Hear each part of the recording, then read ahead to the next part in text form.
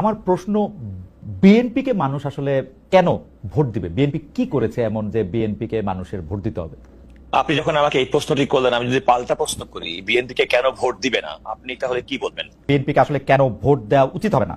আমরা বিএনপির শাসনামল 2001 থেকে 2006 সাল যেটি দেখেছি, সেটি দেখেছি ঘুষ, দুর্নীতি, দুঃশাসন, অপশাসনের একটি মহোৎসব। দুর্নীতিতে চ্যাম্পিয়ন হতে দেখেছি আমরা বিএনপিকে।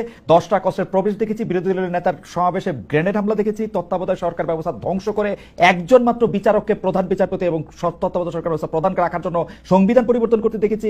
10 বছর, আমি যদি এর পরে আসি, এই 15 বছরের ফেসিবাদী ব্যবস্থায় বিএনপি নিজেরা কনফিউজ ছিল, জনগণকে কনফিউজ করেছে। আমি 2018 সালের ইলেকশনটাই সময় নাই, শুধু চট করে একটু বলি, 2018 সালের নির্বাচনটার মধ্যে এই নির্বাচন আনুষ্ঠানিকভাবে বর্জন করা হয়ই নাই।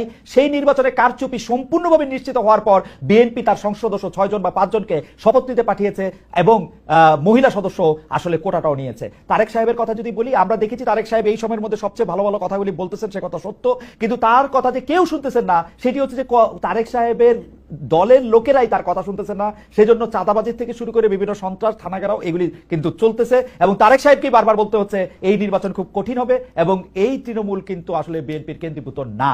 এই হচ্ছে আমার মানে 1 মিনিটে ঊর্ধ্বর সাথে আমি যতটুকু বলতে পারলাম বললাম। এটা যদি